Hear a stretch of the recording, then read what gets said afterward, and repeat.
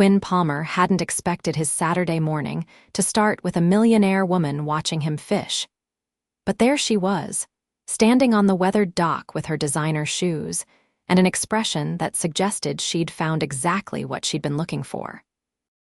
"Excuse me," she called out, her voice confident yet somehow uncertain at the edges. "Are you the one teaching that little boy to cast?" Quinn looked up from where he was helping his 6-year-old son, Mason, untangle yet another bird's nest in his fishing line. The morning sun caught the woman's auburn hair, and even from 20 feet away, he could tell she didn't belong at Riverside Park. Everything about her screamed money, from her perfectly pressed linen pants to the watch that probably cost more than his truck. "Yeah, that's my son," Quinn replied, keeping his tone friendly but guarded.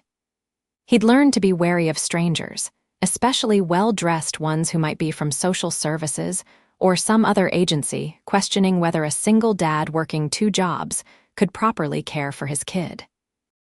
The woman walked closer, her heels clicking against the wooden planks until she seemed to realize how impractical they were and slipped them off, carrying them in one hand. "I'm Helena Wright. I was watching from the parking lot, and I noticed how patient you were with him. My son is 11, and I've been trying to find someone to teach him things like this. Outdoor activities, practical skills." Quinn studied her for a moment, then glanced down at Mason, who was now successfully holding his rod properly, his little face scrunched up in concentration as he watched the bobber on the water. "There are probably professional instructors who could help you out. Youth programs at the community center and such." "I've tried those," Helena said, and now she was close enough that he could see the frustration in her green eyes. "My son, Oliver, he doesn't respond well to structured environments anymore. He needs someone real. Someone who actually cares about teaching, not just going through the motions for a paycheck." "Lady, I don't know what you think I can offer," Quinn said, reeling in his own line to give her his full attention. "I'm just a dad taking his kid fishing on a Saturday morning." "That's exactly what I need," Helena pressed. "Look, I know this is unusual. I'm willing to pay whatever you think is fair. My son, he's been struggling since his father and I divorced 2 years ago. He doesn't have any male role models in his life, and he's becoming more withdrawn. I thought maybe learning something practical, something outdoors, might help him open up." Quinn felt something twist in his chest.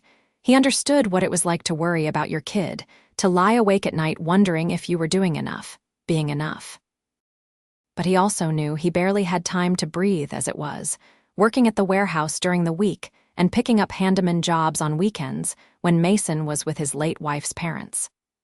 "I appreciate what you're trying to do for your son," Quinn said carefully, "but my schedule is pretty tight. Between work and taking care of Mason here, I don't have a lot of free time."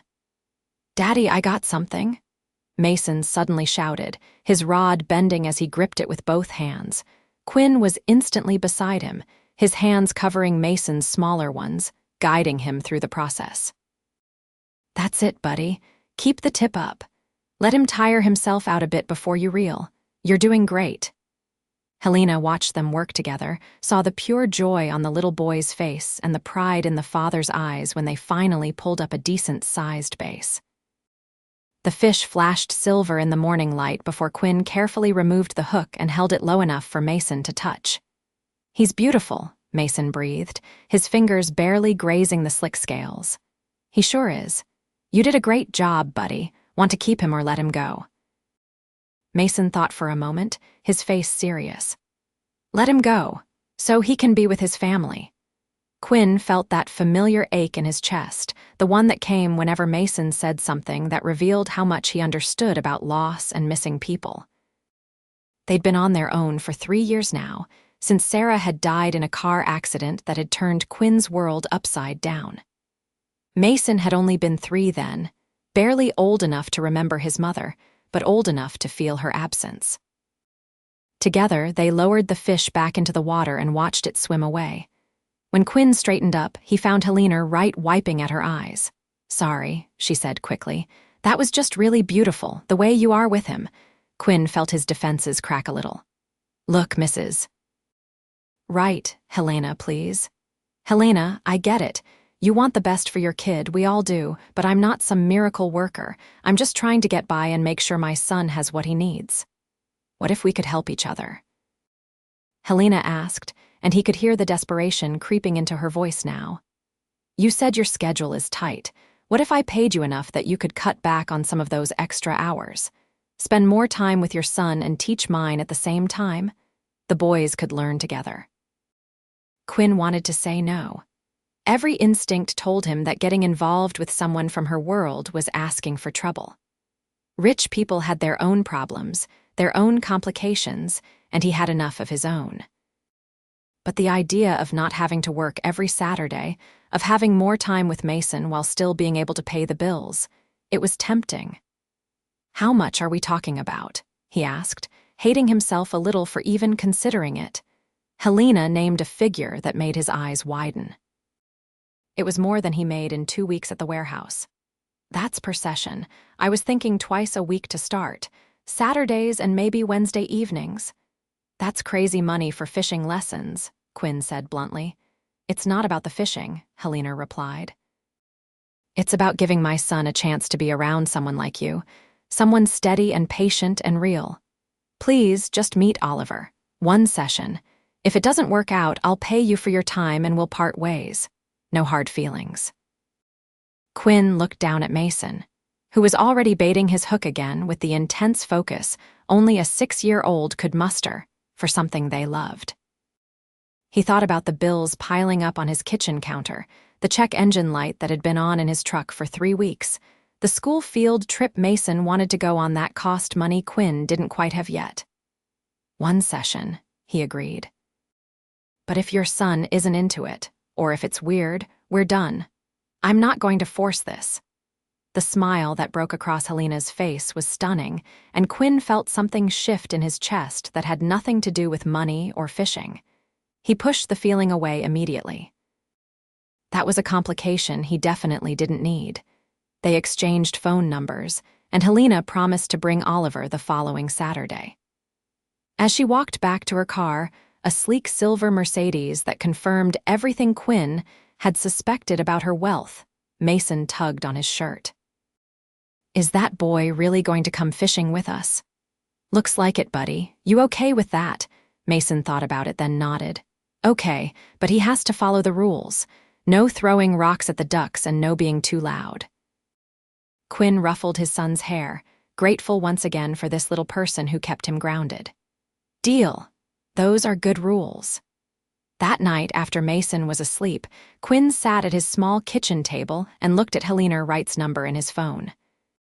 He'd already started second, guessing the whole arrangement. What did he know about teaching rich kids anything? What if the boy was a spoiled brat?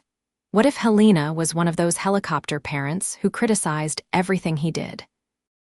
But then he thought about the way she'd looked at Mason, the genuine emotion in her eyes when she'd watched them release that fish. There had been something real there, something beyond the money and designer clothes. She was just a mother worried about her son, same as he was a father worried about his. He could do this. 1 session. If it didn't work, at least he'd tried. The week passed in its usual blur of early mornings and late nights. Quinn worked his shifts at the warehouse, picked Mason up from the after-school program, made dinners that were usually some variation of pasta or chicken, helped with homework that was getting surprisingly complicated for 1st grade, and tried to keep the apartment clean enough that he didn't feel like a complete failure. By the time Saturday rolled around again, he'd almost convinced himself that Helena wouldn't show up. Women like that probably changed their minds all the time, moving on to the next solution, the next quick fix for whatever was wrong in their perfect lives. But at 8 in the morning, right when they'd agreed to meet, the Mercedes pulled into the parking lot. Quinn and Mason were already at their usual spot on the dock, and Quinn watched as Helena got out of the driver's side. She was dressed more appropriately this time, in jeans and a simple blue shirt, though even casual clothes looked expensive on her. The boy who emerged from the passenger side was tall for 11, with dark hair and his mother's green eyes. He had his hands shoved in his pockets and his shoulders hunched, the universal posture of a kid who didn't want to be somewhere. "Morning," Helena called out as they approached. "Quinn, Mason, this is my son, Oliver." "Hey," Oliver mumbled, not making eye contact. Mason, who had no such reservations, walked right up to him. "Hi, I'm Mason. I'm 6. Do you know how to fish?" "No," Oliver said flatly. "That's okay. My dad will teach you. He's really good. Last week I caught a bass this big." Mason spread his hands apart in what was probably a slight exaggeration of the actual size. Despite himself, Oliver glanced at the younger boy, something flickering in his expression. "Cool, I guess." Quinn stepped forward, extending his hand to Oliver. "Good to meet you. No pressure today, okay? We're just going to see if you like it. If you don't, that's fine too." Oliver shook his hand, and Quinn felt the boy's grip, testing, uncertain. He'd worked with enough teenagers in his various jobs to recognize the signs. This kid was hurting, hiding behind walls of indifference to protect himself. "Why don't we start with the basics?" Quinn suggested. "Mason, can you show Oliver your rod and reel?" For the next hour, Quinn worked with both boys, teaching Oliver how to hold the rod, how to cast without taking someone's eye out, how to be patient and watch for the subtle movements of the bobber. Helena stayed back, sitting on one of the benches on the shore, watching but not interfering. Quinn found himself impressed with her restraint. Most parents would have been calling out suggestions or asking if their kid was doing it right. But Helena just watched, and when he glanced back at her occasionally, he caught expressions on her face that made his chest tight. Hope. Worry. Something that looked almost like longing. Mason appointed himself Oliver's assistant, keeping up a steady stream of chatter that somehow didn't seem to annoy the older boy. If anything, Oliver seemed to relax slightly, his shoulders losing some of their defensive hunch as he focused on the simple task in front of him. "You're getting it," Quinn said when Oliver made a decent cast, the line sailing out and the bobber landing with a soft plop about 30 feet from the dock. "That was good form." "Really?" Oliver looked up at him, and for just a second the guarded expression dropped away, revealing a kid who desperately wanted approval. "Really? You're a natural. Now comes the hard part, waiting. Fishing is as much about patience as anything else." They stood in companionable silence for a while, the only sounds the gentle lap of water against the dock, and Mason humming some song from a cartoon Quinn had seen 100 times. Then, Oliver's bobber dipped under the surface. "I think something's happening," Oliver said, his voice rising with excitement. "Okay, stay calm. When you feel the tug, give it a good jerk to set the hook. Not too hard, just firm." Oliver did as instructed, and his rod bent. I got something. Reel it in steady now, don't rush it." Quinn watched as Oliver fought the fish, providing guidance but letting the boy do the work himself. When the fish finally came into view, a decent crappie, Oliver's face split into a genuine smile, the first one Quinn had seen from him all morning. "I did it." Oliver laughed as Quinn netted the fish and brought it onto the dock. "Mom, did you see?" Helena had stood up and moved closer. "I saw, honey. That's amazing."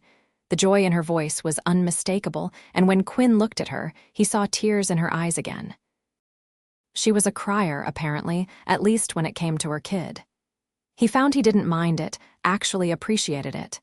It meant she cared deeply, felt things fully. They took a picture of Oliver with his fish. Helena's phone was newer and better than Quinn's ancient model, and then Oliver decided to keep it.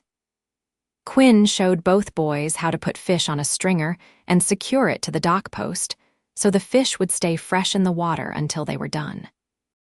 By the time they packed up at noon, Oliver had caught 2 more fish and Mason had caught 1. Both boys were chattering excitedly about their catches, and Oliver was already asking when they could come back. Same time next week. Helena asked Quinn as they walked back to the parking lot, the boys running ahead. "Yeah, that works. And you mentioned Wednesday evenings. If that's not too much, Oliver has soccer practice until 6, so maybe 7? 7 works. There's a good spot with lights at Memorial Park." It's actually better for catfish in the evening anyway. Thank you, Helena said, and her voice was thick with emotion. I haven't seen him smile like that in months. You have no idea what this means to me. He's a good kid, Quinn replied. Just needs some confidence, he'll get there. They paused by her car, and Helena pulled out an envelope from her purse. Here's payment for today, plus a bit extra for equipment if you need to buy anything for the lessons. Quinn took the envelope, trying not to show his surprise at its thickness. This is more than we agreed on. Consider it a bonus for that smile I just saw. It was worth every penny. As they drove away, Mason turned to Quinn from his car seat in the back of the truck. I like Oliver. He's nice even though he's big. Yeah, buddy. I think he's going to be coming with us for a while. Good, Mason said with satisfaction, then fell asleep before they even made it home, exhausted from the morning's activities. Quinn glanced at him in the rearview mirror, at his son's peaceful sleeping face, and felt a wave of love so intense it almost hurt. Everything he did was for this kid. Every extra shift, every sacrifice, every moment of exhaustion. And now maybe, just maybe, he'd found a way to make things a little easier without having to sacrifice quite so much time with Mason. He tried not to think too much about Helena, about the way the sunlight had caught in her hair, or how her whole face had transformed when she smiled. That wasn't what this was about. This was a job, nothing more. A well-paying job that would help him take better care of his son. Wednesday evening came quickly. Quinn picked Mason up from the after-school program, swung by their apartment for a quick dinner of sandwiches and fruit, then drove to Memorial Park. Helena and Oliver were already waiting at the designated spot, and this time Oliver actually looked happy to be there. Hey Quinn, hey Mason, Oliver called out, waving. The evening session was different from the morning one. The park was quieter, the light softer, and there was something almost magical about fishing as the sun set. Quinn taught the boys about different types of bait for catfish, let them get their hands dirty digging for worms in the soft earth near the bank. Helena had brought a blanket and sat nearby, occasionally pulling out her phone to work, but mostly just watching. Quinn found himself aware of her presence in a way that made him uncomfortable. He kept catching himself glancing over at her, noticing little things. The way she tucked her hair behind her ear when she was concentrating. The soft laugh she gave when Mason told one of his rambling stories. The wistful expression on her face when she watched the three of them together. Around 8, as the sky was turning purple and the first stars were appearing, Oliver hooked into something big. It took 15 minutes of careful coaching from Quinn, but finally they landed a catfish that had to be at least 5 pounds. That's a monster, Quinn said with genuine appreciation. That's bigger than anything I've caught in the last month. Oliver was beaming, holding the fish carefully as Quinn showed him how. Mason danced around them excitedly, declaring Oliver the best fisherman ever. Even Helena came down to the water's edge to see, her face glowing with pride. Can we take a picture with all of us? Oliver asked suddenly. I want one with you in it too, Quinn. Something about the request touched Quinn more than he wanted to admit. Sure, kid. Helena took several photos of Quinn and both boys with the fish, and then Oliver insisted she get in the picture too. A passing jogger agreed to snap a photo of all 4 of them, and as Quinn stood there with Mason in front of him, Oliver beside him holding his fish, and Helena standing close enough that he could smell her subtle perfume, he felt something shift. It felt like family, and that was dangerous territory. Over the next few weeks, they fell into a comfortable rhythm. Saturdays and Wednesdays became the highlights of Quinn's week, though he tried to tell himself it was just because the money was helping him catch up on bills and put a little away in savings. Mason and Oliver were developing a real friendship despite their age difference, and Oliver was opening up more with each session. Quinn learned things about Helena too, in the casual conversations they'd have while the boys fished. She'd been married young to a man who turned out to care more about his business deals than his family. The divorce had been bitter, with her ex-husband using his connections to make the process as difficult as possible. She'd won custody, but Oliver's father barely saw him, always too busy or traveling for work. Helena ran her own investment firm, something she'd built from the ground up after the divorce, determined to prove she didn't need her ex-husband's money or name. "I'm not trying to replace Oliver's father," she confided one evening while the boys were comparing their catches. "I know I can't do that. I just want him to see that there are good men in the world, men who show up and keep their promises." Quinn didn't know what to say to that.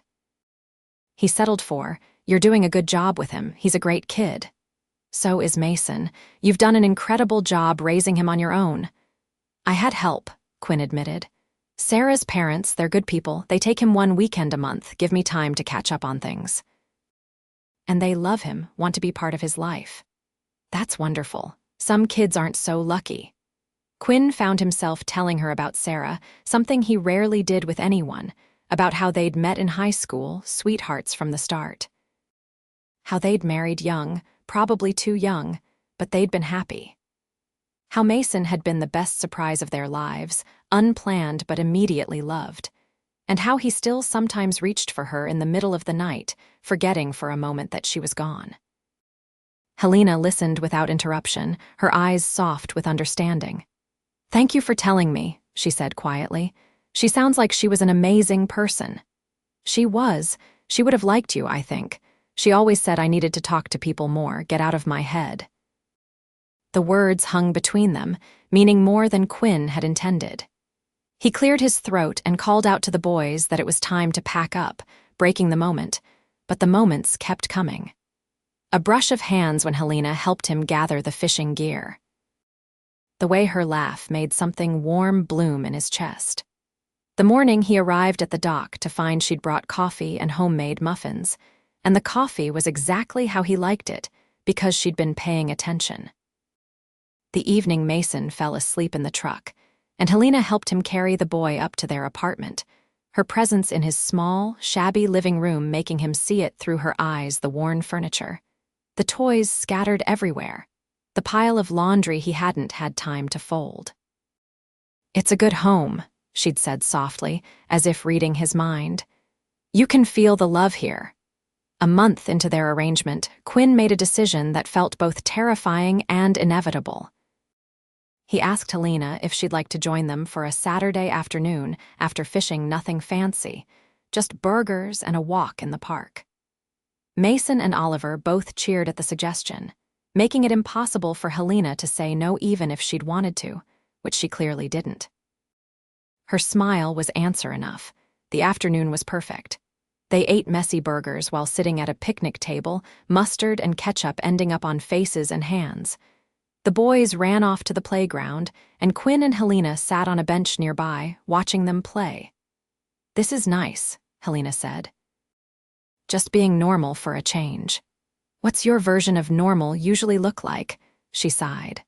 "Honestly, business dinners where I have to be on all the time, charity events where people only care about what I can donate. My mother calling to ask when I'm going to find another husband, as if that's the solution to everything. It's exhausting." "Sounds like it. What about you? What's your normal?" "This, mostly. Work, Mason, trying to keep everything together. Sometimes I go weeks where the highlight of my day is Mason saying something funny or giving me a hug before bed. It's not glamorous, but it's real." "I prefer real," Helena said, and the way she looked at him made Quinn's heart beat faster. "Helena," he started, not sure what he was going to say, but knowing he needed to say something. "I know," she interrupted softly. "I feel it too, this thing between us. It scares me." "Me too. I can't mess this up. I've got Mason to think about, and well, you're you. We're from completely different worlds." "Are we, though?"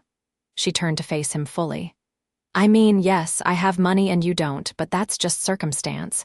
When I'm with you, I feel more myself than I have in years. You make me laugh, you make me think.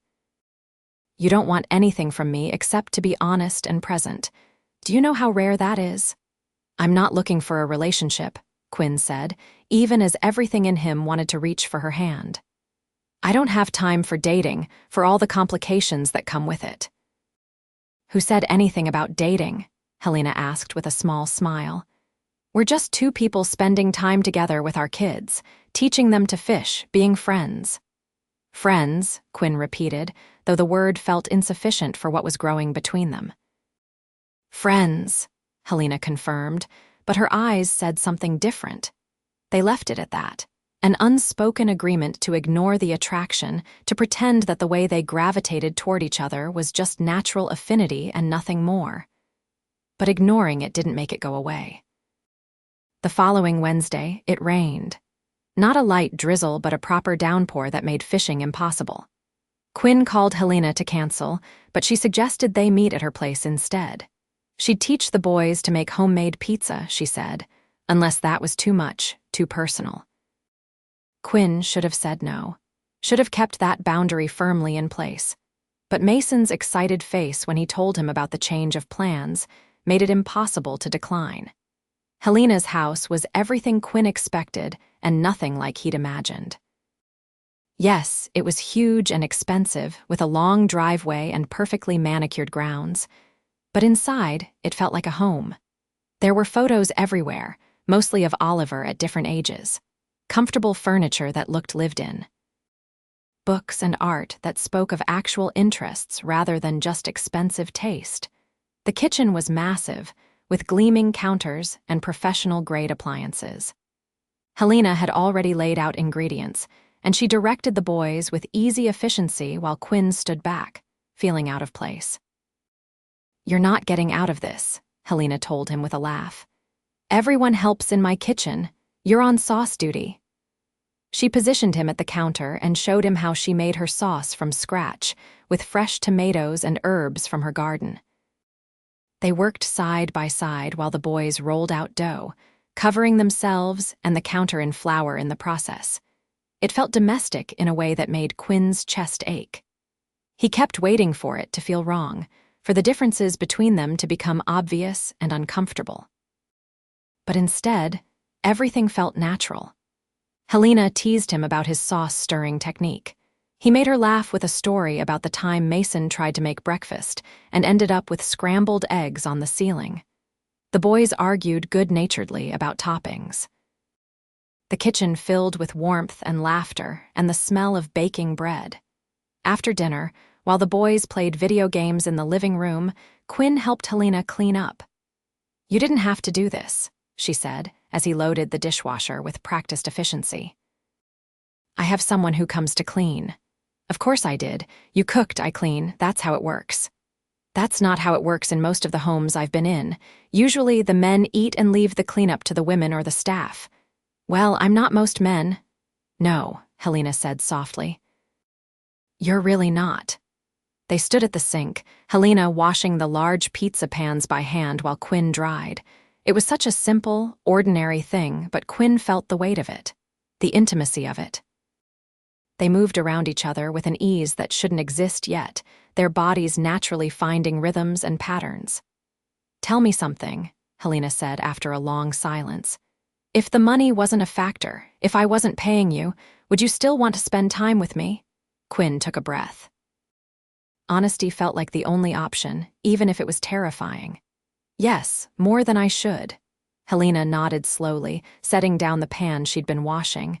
I need to tell you something. I haven't been entirely honest with you. Quinn's stomach dropped. Here it was, whatever complication he'd been waiting for. Okay. That first day at the dock, I didn't just stumble across you. I'd been coming to that park for 2 weeks, watching different parents with their kids, trying to find someone who seemed right. I saw you and Mason, and I just knew. The way you were with him, so patient and loving and present, I made a decision right then that I was going to ask you to teach Oliver. So this was all calculated. At first, maybe. But Quinn, what I didn't calculate was you, how you'd make me feel. How Oliver would respond to you, not just as a teacher, but as a person. How Mason and Oliver would become friends. How the 4 of us would fit together. Quinn leaned against the counter, processing. Why are you telling me this now? Because I can't keep pretending this is just a business arrangement. I'm falling for you, Quinn. I've been falling for you since that first Saturday when you helped Mason with his bird's nest, and I saw the infinite patience and love you have for your son. I know this is complicated. I know you don't need complications. But you asked if I'd want to spend time with you without the money factor, and I need you to know the answer for me is absolutely yes. The money is just an excuse to see you. I'd give it all up to keep having nights like tonight. Quinn's heart was pounding so hard he could hear it in his ears. Everything in him wanted to close the distance between them, to kiss her like he'd been imagining for weeks now. But fear held him back. Fear of not being enough, of his life not being enough for someone like her. Fear of Mason getting attached and then losing another person he cared about. I can't promise you anything, he said finally. My life is complicated. I have a son who has to come first always. I work long hours. I don't have money for fancy dates or expensive gifts. I can't be the kind of man you're probably used to. I don't want the kind of man I'm used to, Helena said, stepping closer. I want you. Exactly as you are, with all your complications and responsibilities. I want Wednesday evenings making pizza. I want Saturday mornings on a dock. I want to watch you teach our boys to be good men. I want the realness of what we have. Our boys, Quinn echoed. You said our boys. Isn't that what they're becoming? I see how Oliver looks up to you, how Mason trusts me. They're friends, but it's more than that. We're becoming something together, all four of us. Quinn finally gave in to what he'd been fighting. He closed the space between them, his hands coming up to frame her face. This is crazy. Probably, Helena agreed, her hands resting on his chest. We should take this slow, for the boys. Definitely. I mean it, Helena, I can't mess this up. Neither can I. Then he kissed her, and everything else fell away. She tasted like tomato sauce and hope. And when she sighed against his mouth, he felt something in his chest crack open, letting light into places that had been dark for too long. They kissed in her kitchen with the sound of their son's laughter drifting in from the other room, and it felt like coming home. When they finally pulled apart, both breathing hard, Helena rested her forehead against his. So what now? Now we take it one day at a time. We keep doing what we're doing. We see where this goes. But we're honest with each other and we put the boys first. Deal, deal. They went back to the living room, sitting on separate couches like responsible adults watching the boys play, but everything had changed. When Oliver fell asleep against Helena's shoulder and Mason nodded off on Quinn's lap, they shared a look that said everything. This was it. This was what they both wanted. Quinn carried Mason out to the truck, and Helena walked them out, Oliver still drowsy in her arms. At the truck, she leaned in and kissed him again, soft and sweet. Drive safe, she whispered. I will see you Saturday, and Quinn, thank you for taking a chance on this, on us.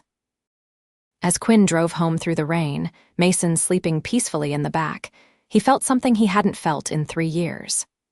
Hope. Real, honest hope that his life could be more than just getting by, that he could find love again without betraying Sarah's memory. The next few weeks were a delicate dance of building something real while protecting what mattered most. They didn't tell the boys right away about the shift in their relationship. Instead, they just kept spending time together, letting things develop naturally. Saturday fishing mornings and Wednesday evening dinners became regular fixtures, but they also started adding other activities. A trip to the zoo. An afternoon at the science museum that Oliver was interested in. A Saturday at Quinn's apartment where they introduced Helena to their simpler lifestyle, making mac and cheese from a box and watching movies on Quinn's ancient television. Helena fit into their life more easily than Quinn had dared to hope. She didn't try to change things or make them more upscale. She appreciated the simplicity, seemed to crave it even.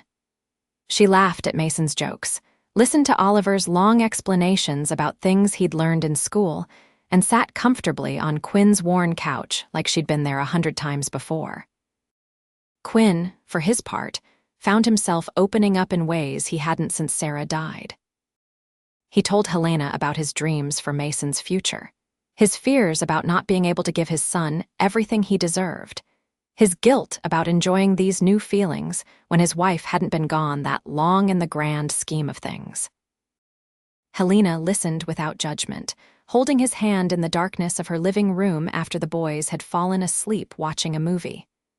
"Sarah would want you to be happy," she said softly. "Any mother would want that for the father of her child. You're not betraying her by living your life." "How do you know?" "Because I know you. You'll never forget her. You'll never let Mason forget her. You love too deeply for that. But that doesn't mean you can't also love again. Hearts don't work on a quota system." It was exactly what he needed to hear. 2 months into their relationship, Oliver let something slip at dinner. They were at Quinn's apartment, eating the tacos Quinn had learned to make really well out of necessity and limited budget. "Mom's been a lot happier lately," Oliver said casually, reaching for another taco. "She smiles all the time now. She even sings in the morning." Helena blushed, nearly choking on her water. "Oliver." "What you do? Before we started hanging out with Quinn and Mason, you were always stressed and sad. Now you're different. Better." Mason perked up. "My daddy's been different too. He laughs more, and he doesn't look so tired all the time." The two boys looked at each other, then at Quinn and Helena, something knowing in their expressions. "You guys like each other, right?" Oliver asked. "Like more than just friends?" Quinn and Helena exchanged glances. They'd planned to have a careful, age-appropriate conversation with the boys about their relationship, but apparently the boys had already figured it out. "Would that be okay with you guys?" Quinn asked. "If your mom and I spent time together sometimes, just the two of us." Mason thought about it seriously. "Would that make you even happier?" "Yeah, buddy, I think it would. Then it's okay, you should be happy." Oliver nodded in agreement. "Yeah, you're good for each other. Anyone can see that." Helena laughed, wiping at her eyes because of course she was crying. "When did you two become so wise?" "We're smart kids," Oliver said with a shrug, making everyone laugh. That weekend, Sarah's parents took Mason for their monthly visit, and Quinn and Helena went on their first official date. She'd wanted to take him somewhere fancy, but Quinn had insisted on planning it. He couldn't compete with her money, so he didn't try. Instead, he took her to a little Italian restaurant that had been his and Sarah's favorite place for special occasions. The kind of family-owned spot where the food was incredible, and the atmosphere was warm without being expensive. He'd worried that bringing her there might feel like he was comparing them, but Helena seemed to understand the significance. "Thank you for bringing me here," she said softly. "Thank you for letting me into this part of your life." They talked for hours over cheap wine and perfect pasta. Helena told him about her childhood, growing up middle class before building her wealth. Her father had died when she was young, and she'd watched her mother struggle to make ends meet. Money had become important to her as security, as proof that she'd never have to worry the way her mother had. But it had also isolated her, made her question people's motives, made her lonely. "Until you," she said, reaching across the table for his hand. "You're the first person in years who sees me, not just my bank account." "I see you," Quinn confirmed, "and I really like what I see." After dinner, they walked through the city park, holding hands like teenagers. Quinn pulled her into the shadow of a large oak tree and kissed her properly, without the worry of boys interrupting. Helena melted into him, her hands fisting in his shirt. "Come home with me," she whispered against his lips. Quinn wanted to. God, he wanted to, but he shook his head. "Not yet, I want to do this right. Take our time." Helena pulled back enough to look at him, her eyes searching his face. "You're sure?" "I'm sure. You're not just some fling, Helena. This matters. I want to build something real with you, something that lasts, and that means not rushing."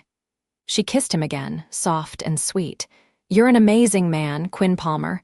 Just a guy trying to do right by the people I care about." They sat on a park bench, Helena tucked against his side, and talked until the park lights came on. Quinn told her about his childhood, growing up with parents who loved each other deeply but never had much money. His father had been a mechanic, his mother a nurse.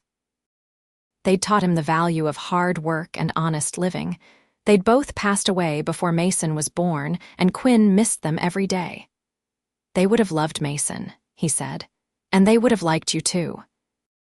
My mom always said the measure of a person wasn't their bank account but their heart. You've got a good heart, Helena. So do you. The best heart I've ever known."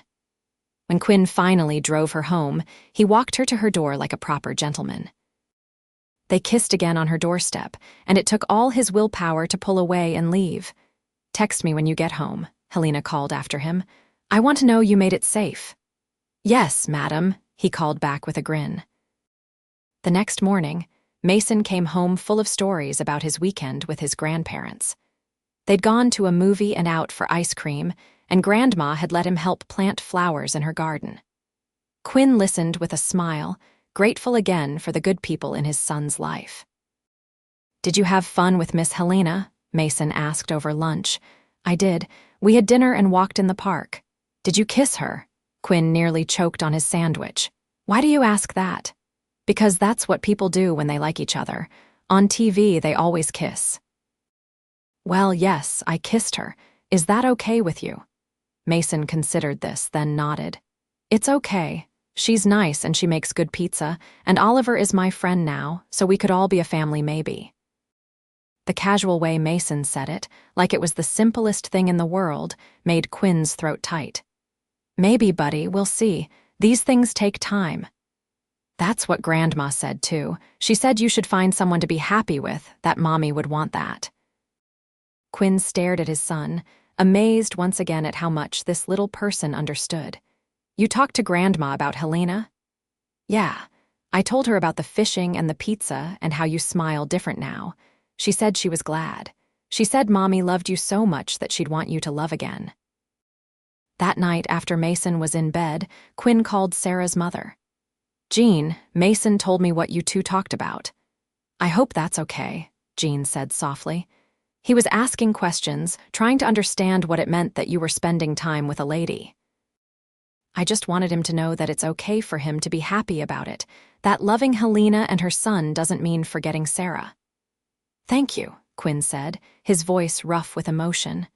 "I've been worried about that, about what you and Tom would think." "Quinn, you're a wonderful father and you were a wonderful husband to our daughter. She loved you so much. But she's gone, and you're still here, still living. We want you to be happy. We want Mason to see what a healthy, loving relationship looks like. If this, Helena, makes you happy, then we're happy for you." The conversation meant more to Quinn than he could express. Having Sarah's parents' blessing felt like the final permission he needed to fully open his heart to what was developing with Helena. Fall arrived, bringing cooler weather and the start of a new school year. Oliver was in 6th grade now, doing better academically and socially than he had in years.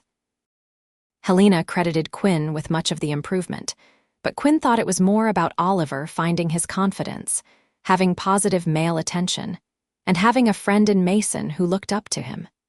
Mason was thriving in 2nd grade, his teacher noting how much he'd matured over the summer.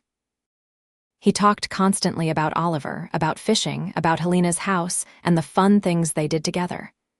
When parent-teacher conferences came around, Mason asked if Helena could come too. "She's important to me," he explained with 6-year-old logic. "She should know about school." Quinn checked with Helena first, not wanting to assume. "You don't have to, I know it might be weird."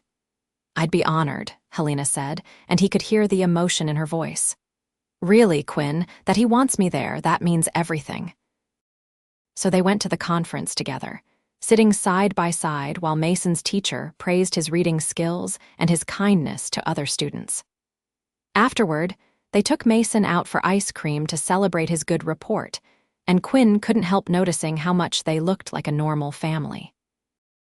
A mother and father proud of their son, it didn't feel wrong. It felt right. October brought Oliver's 12th birthday. Helena wanted to throw him a party, but Oliver had a different request. He wanted to go on a camping trip with Quinn, Helena, and Mason. Just the 4 of them, by the lake where they'd been fishing all these months. "Are you sure?" Helena asked her son. "I could rent out that entertainment center you liked, invite your whole class." "Mom, I don't want that. I want camping." I want to fish and sit around a campfire and sleep in a tent. That's what I want. So Quinn taught Helena how to camp. They spent a week planning and preparing, Quinn helping Helena buy appropriate gear because she'd admitted she'd never actually been camping before. Her ex-husband had considered it beneath him, and she'd never had anyone to go with. The birthday camping trip was magical. They pitched tents on a campsite overlooking the lake, and Quinn taught everyone how to build a proper fire. They fished during the day, and in the evening they roasted hot dogs and made s'mores. Oliver opened presents around the campfire fishing gear from Quinn and Mason, a new camping sleeping bag from Helena, and a photo album she'd made of all their adventures together over the past few months. Oliver hugged his mother with tears in his eyes. "This is the best birthday ever," he said. Later, after the boys were asleep in their tent, Quinn and Helena sat by the dying fire, wrapped in a shared blanket against the October chill. The stars were brilliant overhead, undimmed by city lights. "Thank you for this," Helena said softly, "for teaching me that the best things don't cost money, for showing Oliver what really matters. Thank you for trusting me with him, with both of them. Quinn, I need to tell you something." The seriousness in her tone made him tense slightly. "Okay. I love you. I'm in love with you. I know we said we'd take this slow, and we have, but I can't keep pretending what I feel is anything less than love. You don't have to say it back. I just needed you to know."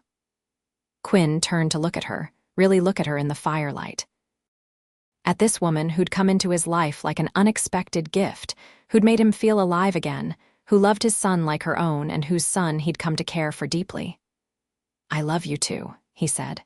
"I've been in love with you for weeks now, maybe longer. I was just scared to say it." "Scared of what?" "Scared it was too good to be true. Scared I'd wake up and you'd realize you could do better. Scared I'd let you down somehow. Quinn Palmer, you could never let me down. You're the best man I've ever known. I love you. I love Mason. I love the life we're building together." He kissed her then, deep and slow, pouring everything he felt into it. When they finally pulled apart, both breathless, he rested his forehead against hers. "Stay with me tonight," Helena whispered. "The boys are asleep in their tent. We're in ours. We're adults who love each other. Stay with me." This time, Quinn didn't say no. They made love slowly, quietly, in the tent by the lake where they'd first started this journey. It was perfect and tender, and everything Quinn had been missing for 3 long years. Helena held him like he was precious, touched him like he was a gift, and when she whispered his name in the darkness, he felt whole again. Afterward, wrapped around each other in the sleeping bag, Helena traced patterns on his chest. "Move in with me," she said suddenly. Quinn stiffened. "Helena, I know it's fast, but think about it. Really think about it. You're barely keeping your head above water financially, working yourself to death to afford that tiny apartment. Mason could have his own room in my house, a yard to play in. You could cut back on your hours, spend more time with him. With me, we're together almost every day anyway. This just makes sense. You want me and Mason to move into your mansion? Helena, that's crazy. Why? Because you're a man and you think you should be the one providing the house. That's outdated thinking, Quinn. I have the resources, you have the time and love to give. We pool what we have and everyone benefits, especially the boys. People will talk. They'll say I'm using you for your money. Let them talk. I don't care what people think. I care about you. I care about us. I care about building a life together that works for everyone." Quinn was quiet for a long time, wrestling with his pride and his practicality. Everything she said made sense. He was drowning financially, exhausted constantly, barely able to give Mason the attention he deserved because he was always working. But accepting her help felt like admitting he couldn't take care of his own son, and that hurt. "Can I think about it?" he asked finally. "Of course. No pressure. I just want you to know the offer is there. I love you, Quinn. I want to wake up next to you every morning. I want the boys to grow up as brothers. I want us to be a family for real. I want that too. I just need to figure out how to make peace with it, with accepting help." Helena kissed his shoulder. "Accepting help isn't weakness. It's wisdom. But take your time. I'm not going anywhere." They fell asleep, tangled together, and when Quinn woke in the early morning to check on the boys, he found them in their tent, Mason curled against Oliver like a baby koala. Oliver had his arm around the younger boy protectively, even in sleep. The sight made Quinn's decision for him. This was family. Real, honest family, and maybe it was time to stop fighting it. The Monday after the camping trip, Quinn gave notice at his second job, the handyman work he did on weekends. He couldn't bring himself to quit the warehouse job yet, but reducing his hours was a start. He told his boss he needed to spend more time with his son, which was true. He just didn't mention that he'd be spending it with his girlfriend and her son, too. He told Helena that night over dinner. They were at her place, the boys doing homework at the kitchen table while Quinn and Helena cooked together, a routine that had become comfortable and natural. "I quit the weekend job," he said quietly enough that the boys couldn't hear. Helena looked at him, her eyes wide. "Really? Really? I thought about what you said, about working myself to death, about missing time with Mason. You're right. I've been so focused on doing it all myself that I forgot to consider what's actually best for my son. And what's best is having a father who's present and not exhausted. I'm proud of you. I know that wasn't easy." It wasn't, but it's right. "As for moving in," he took a breath, "I'm not ready for that yet. But maybe we could work toward it. Spend more nights together, let the boys get even more used to the idea, and I need to build up some savings first, have some security. I know you say money doesn't matter, but it matters to me. I need to be able to contribute, to not feel like I'm just living off you. Quinn, you contribute in 1,000 ways that have nothing to do with money. I know. But let me have my pride on this, okay? Let me get to a place where I feel like I'm bringing something to the table besides myself." Helena cupped his face in her hands. "You are enough, just as you are, but if you need time, we have time. I'm patient. How did I get so lucky to find you? I ask myself the same question every day." Thanksgiving came, and they spent it together. Quinn had worried about what to do. He usually spent the holiday with Sarah's parents, but this year felt different. Jean and Tom solved the problem by inviting Helena and Oliver to join them. "We'd like to meet her," Jean had said on the phone. "This woman who's made such a difference in your and Mason's lives." The dinner was emotional. Sarah's parents welcomed Helena and Oliver with open arms, and Quinn watched with amazement as two families blended seamlessly. Jean told stories about Sarah as a child, and rather than feeling awkward, Helena listened with genuine interest, asking questions and laughing at the funny parts. "She would have liked you," Tom said to Helena at one point, and it was clearly a compliment of the highest order. "I wish I could have known her," Helena replied. "Anyone who raised such a wonderful man and gave the world Mason is someone special." After dinner, while the boys played in the yard and the adults cleaned up, Jean pulled Helena aside. Quinn pretended not to watch, but he saw his mother-in-law take Helena's hands and say something that made Helena's eyes fill with tears. They hugged, and Quinn felt another piece of his life settle into place. That night, driving home, Mason fell asleep in his car seat, and Helena rode with them, her own car left at Tom and Jean's to pick up later. "Your in-laws are wonderful people," she said softly. "Jean told me she was grateful that Sarah's love for you didn't end with her death, that it grew and created space for more love. She said Sarah would be happy knowing Mason has more people to love him, that you have someone to share the load with." Quinn had to pull over for a minute, overcome with emotion. Helena held him while he cried for Sarah, for Mason, for the beautiful, complicated mess of grief and love and new beginnings. Christmas brought new traditions. They decorated Helena's house together, mixing her expensive ornaments with the handmade ones Mason had created over the years, and some new ones they made as a family. They baked cookies, watched Christmas movies, and on Christmas Eve, Quinn and Mason spent the night at Helena's for the first time. The boys had begged to share a room so they could wait for Santa together, so they set up sleeping bags in Oliver's room and left them whispering and giggling long past bedtime. Quinn and Helena assembled presents in the living room, working side by side in comfortable silence. "This is how it should be," Helena said, looking at the pile of presents, a mixture of extravagant gifts from her and more modest but thoughtful ones from Quinn. "All of us together." "Yeah," Quinn agreed. "It really is." On Christmas morning, Mason woke them up at dawn, dragging Oliver with him. They all piled onto the couches in their pajamas and took turns opening presents. Quinn had worried that his gifts would seem inadequate next to Helena's, but the boys loved everything equally. Mason's favorite gift was actually the fishing rod Oliver had picked out for him, with Helena's money, but Oliver's taste and knowledge.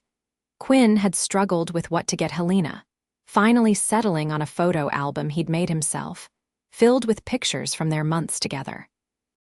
On the last page, he'd included a key to his apartment and a note. "For all the mornings I want to wake up next to you, and all the nights I don't want to say goodbye, no pressure, just possibility." Helena cried when she saw it, clutching the album to her chest. "It's perfect. You're perfect." "I'm not ready to live here full-time yet," Quinn explained.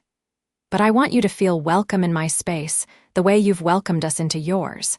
I want to keep building towards something permanent, but at a pace we can all handle." "It's exactly right," Helena said, kissing him softly, then remembering the boys and pulling back with a laugh. "Gross," Oliver declared, but he was grinning. "Can we have pancakes now?" They spent the day in pajamas, cooking too much food and watching Christmas movies and just being together. It was simple and perfect, and Quinn couldn't remember the last time he'd felt this content. As winter turned to spring, their relationship deepened and solidified. Quinn started spending 3 or 4 nights a week at Helena's, and she spent weekends at his apartment. The boys transitioned seamlessly between both homes, treating them equally as their spaces. Mason's reading improved dramatically because Helena worked with him every evening she could. Oliver's confidence soared with Quinn's steady presence and encouragement. Quinn finally agreed to meet Helena's mother, a nerve-wracking experience that turned out better than expected. Victoria Wright was a sharp woman who clearly loved her daughter and grandson, and while she had obvious questions about Quinn's financial situation, she seemed to respect Helena's choices. "My daughter is a smart woman," Victoria said to Quinn when Helena and Oliver were in another room. "She's made her own fortune, raised her son well despite a difficult divorce. If she's chosen you, then I trust her judgment. Just don't prove her wrong." "I'll do everything in my power not to," Quinn promised. Helena also met Quinn's small circle of friends, guys he'd worked with over the years, a few parents from Mason's school. They all liked her immediately, drawn to her genuine warmth and the way she looked at Quinn like he hung the moon. In March, nearly a year after they'd met, Quinn made a decision. He sold everything that wouldn't fit in Helena's house and gave notice on his apartment. The rent had gone up again, making it even harder to justify keeping a place he barely lived in anymore. It was time. He sat the boys down to tell them together, wanting to make sure they understood what this meant. "So, you and Mason are going to live here all the time now?" Oliver asked, trying to sound casual but unable to hide his excitement. "If that's okay with you." "It's very okay. Mason's basically my little brother anyway. This just makes it official." "What about Mommy?" Mason asked quietly, the question Quinn had been expecting. "If we don't live at our old place anymore, what happens to her stuff?" Quinn knelt down to his son's level. "Mommy's stuff is coming with us. Her pictures, her favorite books, that blanket she made, all of it. Your mom isn't in an apartment, buddy. She's in here." He touched Mason's chest over his heart. "And here," he touched his own. "She's in every good thing about you, every kind choice you make. Moving to a new house doesn't change that." "Okay," Mason said, then brightened. "Can I have the room with the window seat?" Just like that, the crisis was averted. Kids were resilient like that. Moving day was chaotic but happy. Helena had already cleared space for Quinn and Mason's things, even redecorating one of the guest rooms in colors Mason liked. She'd added photos of Sarah throughout the house, making it clear that honoring Quinn's past was part of embracing their future. The first night they were all under one roof permanently, Helena cooked a special dinner to celebrate. After the boys were in bed, they decided to keep separate rooms even though they spent half the time sleeping in the same one anyway. Quinn and Helena sat on the back patio, looking at the stars. "We did it," Helena said softly. "We're a family now, really and truly." "Not quite," Quinn said and pulled a small box from his pocket. Helena's hand flew to her mouth. "Quinn, I know we said we'd take things slow, and we have, but Helena, I don't want to wait anymore to make this official. You're it for me. You and Oliver. I want to marry you. I want to adopt Oliver if he and his father agree. I want to give the boys siblings if you want more kids. I want to build a life that's so full of love and laughter that we barely remember what lonely felt like. So, Helena Wright, will you marry me?" The ring was modest, all he could afford even with the money he'd saved, but Helena looked at it like it was the most precious thing she'd ever seen. "Yes," she breathed. "Yes, of course, yes." He slipped the ring on her finger and kissed her, and it felt like every piece of his life finally clicking into place. They sat there for a long time, wrapped around each other, planning their future in whispers. They told the boys the next morning over breakfast. Mason cheered and immediately started asking when the wedding would be and could he be the ring bearer. Oliver hugged them both, his usual cool preteen demeanor cracking to show genuine happiness. "Does this mean Quinn will be my stepdad?" Oliver asked. "If you want me to be," Quinn said. "I know I can't replace your father, and I'm not trying to, but I love you, Oliver. I'd be honored to be your stepdad." "I'd like that. You're already kind of my dad anyway. This just makes it real." The conversation about adoption came later, after they'd contacted Oliver's father. To Quinn's surprise, Helena's ex agreed almost immediately. He'd remarried and had a new family, and while he'd pay child support, he admitted he didn't have time for Oliver. It was sad and infuriating, but it also meant the path was clear for Quinn to legally become Oliver's father. They planned a small wedding for June, a year and a month after they'd met. Nothing fancy, despite Helena's ability to afford extravagance.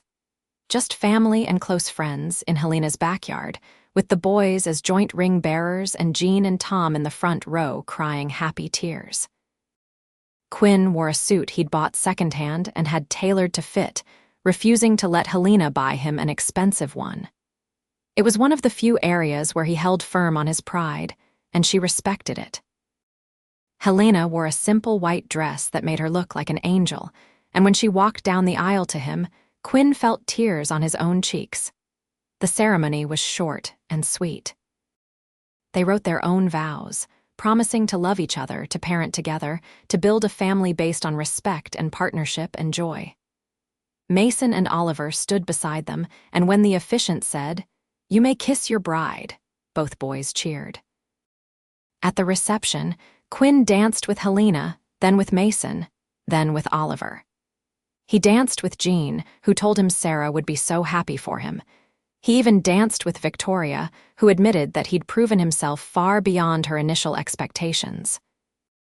But his favorite moment came late in the evening, when he found Helena sitting at one of the tables, watching Mason and Oliver chase each other across the lawn while the last few guests mingled. "Happy?" he asked, sliding into the chair beside her. "Ridiculously happy." "You."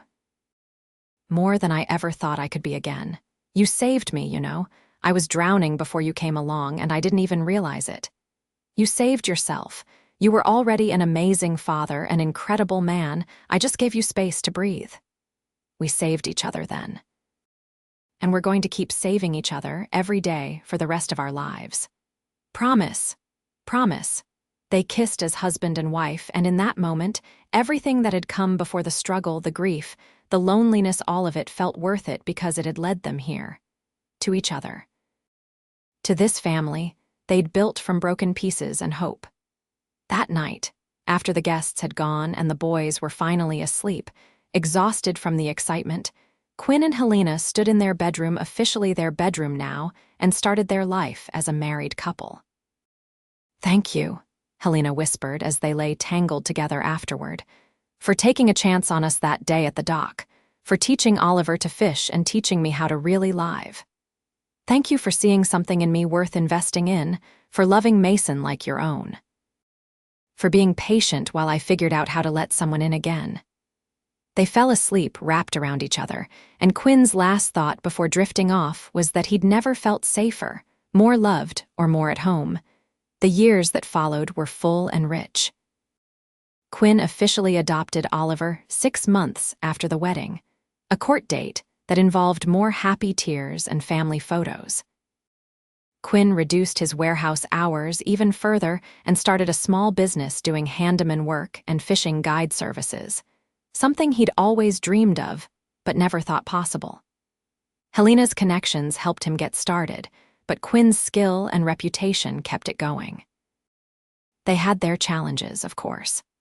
Oliver went through a difficult phase in middle school where he pushed boundaries and tested limits. Mason struggled with anxiety in 3rd grade, requiring therapy and extra support that Quinn and Helena provided as a team. Helena's business had a rough quarter that stressed her out, and Quinn had to learn how to support her through work challenges that were beyond his experience. Quinn occasionally struggled with feeling less than, with the voice in his head that said he didn't deserve this life. But they worked through everything together, with honesty and communication and love. They went to therapy when they needed to, asked for help when they couldn't do it alone, and never forgot that they were on the same team. When Mason was 9 and Oliver was 14, Helena got pregnant. It was unexpected but not unwelcome, and both boys were excited about having a baby sibling. Quinn was terrified and elated in equal measure, worried about being an older dad but thrilled to do this with Helena, to have a child that was biologically both of theirs. Their daughter, Sarah Helena Palmer, was born on a bright October morning, with autumn leaves falling outside the hospital window. They named her after both of Quinn's great loves, past and present, and when Helena placed her in his arms, Quinn cried with the overwhelming rightness of it all. Mason and Oliver were devoted big brothers, fighting over who got to hold her and help feed her. Watching the 3 of them together, Quinn often had to stop and just take it in, this beautiful family that had grown from a chance encounter on a dock. When Sarah was 2, they had another daughter, Emma, completing their family. The house that had once felt too big was now full of noise and life and loved teenagers and toddlers, fishing gear and dolls, homework and diaper bags. On a Saturday morning in late spring, 13 years after that first fishing lesson, Quinn stood on a dock with all his children. Oliver was 19 now, home from college for the summer. Mason was 12, confident and kind, so much like his mother in his compassion. Sarah was 3, concentrating hard on her tiny fishing rod. And Emma, just 1 year old, was content in the carrier on Quinn's chest, watching everything with wide eyes. Helena sat on the shore with a blanket, looking at her family with undisguised love. She caught Quinn's eye and mouthed, "I love you," and he mouthed it back, still amazed after all these years that this was his life. Oliver helped Sarah cast her line, patient and gentle the way Quinn had been with him all those years ago. Mason baited hooks and untangled lines, the middle child who glued everyone together with his easy humor. Emma grabbed at Quinn's shirt, and he kissed the top of her head, breathing in that baby smell that he'd never get tired of. "Dad, I got something." Sarah shouted, and they all rushed to help her, this little girl who'd been named after a love that was gone but never forgotten. As they guided her through reeling in her first fish, Quinn felt Helena come up beside him, her arm around his waist. "Remember when it was just you and Mason?" She asked softly. "I remember thinking I was doing okay, barely keeping my head above water. I had no idea how much more life could hold. Do you ever miss it, the simplicity?" Quinn looked at the beautiful chaos of their family, at the teenagers and toddlers, at the wife who'd taken a chance on a struggling single dad and built an empire of love with him. "Not for a second. This is everything I never knew I needed." Sarah landed her fish a small perch that probably wasn't even big enough to keep, but they celebrated like she'd caught a whale. Emma laughed at all the excitement, and Oliver snapped a photo on his phone, already texting it to his grandparents and friends. Later, when they'd caught enough fish for dinner and packed up their gear, they walked back to the parking lot as a family. Quinn carried the cooler while Helena wore Emma in the carrier now, and the older kids walked ahead, arguing good-naturedly about who'd caught the biggest fish. "Same time next week?" Oliver asked, and despite being an adult with his own life, he still made time for these family fishing trips. "Wouldn't miss it," Quinn said. That evening, after dinner and baths and bedtime stories, after the little ones were asleep and Oliver and Mason were in their rooms, Quinn and Helena sat on their back patio, watching the fireflies emerge in the gathering dusk. "Do you ever think about that first day?" Helena asked. "When I approached you at the dock, all the time, you were so out of place in those heels, trying to act confident but clearly terrified I'd say no." "I was terrified. You were my last hope. I'd been looking for weeks for someone who could help Oliver, someone real. And there you were, this patient, loving dad who was everything I needed and didn't even know it yet. I almost did say no. I was so sure it would be a disaster, that we were too different. We are different, but that's what makes it work. I bring resources and organization. You bring heart and presence. Together, we're enough." "More than enough," Quinn corrected, pulling her closer. "We're everything." They sat in comfortable silence, the kind that only comes from years of knowing someone deeply, completely. Quinn thought about the journey that had brought them here, from that weathered dock to this beautiful home, from two broken families to one whole one, from strangers to soulmates. He thought about Sarah, his first love, and how she'd given him Mason and taught him what it meant to love completely. He thought about Helena, his second chance, who'd shown him that hearts could expand, that loving again didn't diminish what came before but honored it. He thought about his children, Oliver, who'd grown from a withdrawn boy into a confident young man, Mason, who'd never known a day without love and security, Sarah and Emma, who'd been born into a family built on second chances and hard-won happiness. "What are you thinking about?" Helena asked, her head on his shoulder. "How lucky I am, how a simple fishing lesson turned into all this." "It was never simple, though, was it? It was the beginning of everything." "Yeah," Quinn agreed, kissing the top of her head. "It really was." As the stars came out and the fireflies danced, they sat together in the life they'd built, imperfect, chaotic, real, and absolutely full of love. And Quinn knew, with the certainty that comes from surviving loss and choosing hope, that this was exactly where he was meant to be. Their story had started with a millionaire woman asking a struggling dad to teach her son to fish. But it had become so much more than that. It had become a love story, a family story, a second chance story. It had become proof that sometimes the best things in life come from unexpected encounters and the courage to say yes to possibility.